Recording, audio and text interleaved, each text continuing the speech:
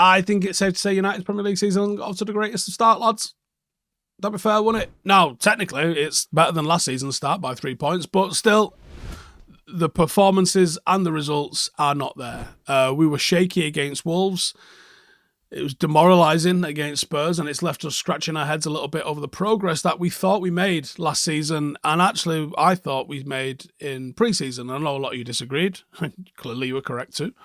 But I thought there was loads of things that I was seeing emerging in pre-season that have just fucking escaped us as soon as the season has started. And I think we've got a few areas that we need to fix. So let's look at the 5 things that United need to fix to turn this ship around. Number 1, and figuratively and literally, the number 1 thing United needs to fix is midfield. In our first 2 games, midfield was completely overrun by Spurs and Wolves, it might be said. Was it Bayern Munich? Nope. Was it Real Madrid? Nope. Was it Manchester City? Nope. Wasn't even Brighton with whatever midfield they're putting out after selling it. So, Wolves and Spurs, not exactly on the top of anybody's list for the greatest midfield in the world, but they both ran us over. And the worrying thing is, we played the exact same team with the exact same system against 2 completely different styles of play. One being a team that sits entirely on the counter and managed to play through us as well as over us, and a team then that's going to hold possession and maybe put us on the back foot a little bit in Spurs. And our midfield wasn't the answer to either of those solutions. That's terrifying. That is terrifying. Casemiro has looked off the pace all pre-season. He looks like he's got a little bit of a chubby hamster face going on at the moment. I don't know if he needs a bit of time to get back in the rhythm of things and get his match sharpness up. Mount has looked miles off the pace, bar a 10-minute spell or so in the first half against Tottenham. He's really stanked the place out. Bruno doesn't seem to know where to line himself up with Mount being on the pitch. He seems to be drifting over to the right-hand side a hell of a lot. Positions that don't look really natural to him. Could he be moved back along the 6th line alongside Casemiro to add that energy and industry to the middle of the park where United really need it? Because his performances at the moment just haven't been there. Is the captain's armband a heavy one for him? And it's hard to blame any of those 3 individuals because all 3 of them have been poor. And the chances that all 3 of those, incredible footballers, let's be real here, are all collectively shitting the bed tells me that something systematic or something else that is going on rather than just a coincidence that 3 players have been dog shit for 2 games. I don't think that's the case. I think we're not quite playing as a team yet. I don't think we quite understand the roles that the gaffer wants us to play yet, or the roles that the gaffer wants them to play they are incapable of playing. Either way, that needs fixing. You fix that, you've got half a chance. If you don't fix that, the season's only going to unravel from here. Number 2, sharpness. Now, in a similar vein to what I was talking about in midfield, the team has just looked completely off the pace. Like, I didn't want to say jet lag for the first game. When you look at where Wolves have been and where United have been, you go, jet lag's possible, right? Then you go and see Newcastle just did the exact same journey as we did. And yes, they lost to Manchester City and we are on the same points as them. But when you saw what they did to Aston Villa, you go, Jesus, they looked scary sharp. They looked so good. And United have not looked like that in the first 2 games. Not even for 5 minutes have we looked anywhere near that sharpness. Now, I think at times Varane has looked pretty good. I think at times Aaron Wan-Bissaka has had moments. Martinez, I thought has probably struggled, really, to be honest. And I think the forward line has massively struggled. And obviously, I've just spoke about midfield. Onana's probably the one person who looks sharp at the moment. And I don't really know what to say about that. Garnacho, Anthony, Shaw, decision-making, just not there. Just not there. The sharpness has to go levels and through the gears so much because it's so far off the pace. 3, transfer window woes. Now, transfer window started off like a house on fire, like, oh shit, we're acting like a proper club again. We got Mount in with seemingly minimal of fuss.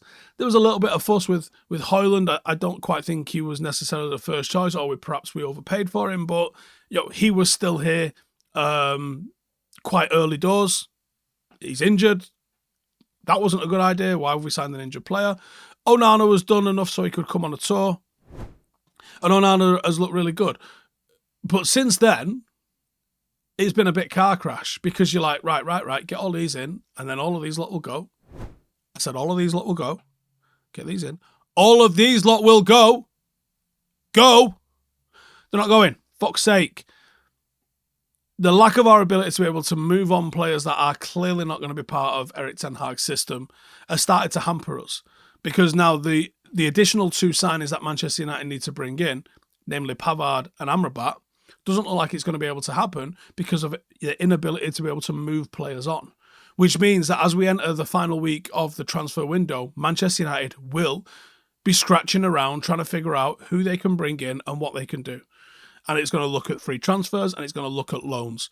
Because I don't think we're going to be able to sell with enough time left in the window to complete the other deals that we need to complete. So what started off fantastic is now starting to affect us in a big way. Not having an Amrabat, not having another defensive option like a Pavard or even a Todibo would have done wonders for us. And it looks like we're probably going to go in not having it. And United have released so many players, by the way. Players that are not getting replaced.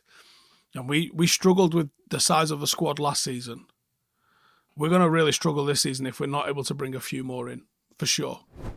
Number 4, forward options. Mason's gone. It's time to draw a line under that because he's not going to be playing for Manchester United ever again. You got Howson through the door. He's got an injured back. Some talk he's going to be fit for the Arsenal game. What a game to throw him in.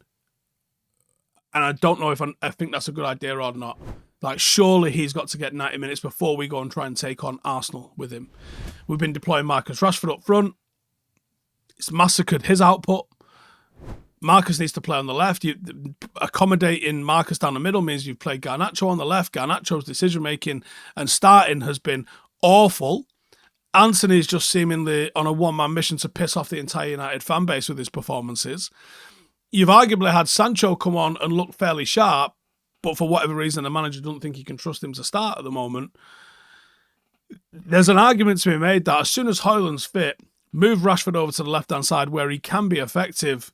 There's an argument to be made that either Palestre or Sancho should be starting off that right-hand side, and that might give United a whole new impetus in the forward line where we look like a more cohesive unit and a unit that might actually go and score some goals. Again, it's going to rely on the midfield getting fixed behind it first, but do you know what I mean? That's 6 players, all completely dysfunctional, and then on top of that, the defence has looked a little bit ropey as well. Of course we've looked shit. And number 5, ownership. Now, United's biggest problem for the last 18 years has not been on the pitch. It's been the boardroom and it's been the ownership situation. When you have owners whose only desire is to keep the cow on life support to milk the fucker, you're never going to get a prize cow. And that's all they're interested in doing. And the glimmer of hope, okay, maybe it was hope with a cloudy lining. Is that a thing? Maybe it's a thing. That actually you might go from Glazer ownership to state ownership in Qatar, or Glazer ownership to partial Glazer ownership with Jim Ratcliffe, who's got to borrow to go and do something. Not an ideal situation with anyone that's on the cards, but I think a lot of us just want to see the Glazers gone, and a change in the ownership is as good as anything, I think, is what most people are kind of thinking on that front. The lack of decision-making from our owners means that they've not gone. And I firmly believe the opportunity was there for them to go. And I think if they do not go, it's going to get extremely toxic extremely quickly. And I think people are kind of waiting for the transfer window to end before they get into this. But you've already lost the opportunity for whichever owner it is to come in and do anything in this window. So you've kicked down the opportunities to another window for us. That uncertainty has undoubtedly rubbed off onto players, board, sponsors alike. And United are stuck in this perpetual mediocrity. The training ground doesn't get improved. We don't recruit bigger in the background. We haven't improved Old Trafford. You know, all of the things that you want to attract a player to the project with are stalled and sitting on a shelf because this lot won't leave. And it's not that they won't leave, it's that they won't leave and we know how the next X number of years plays out.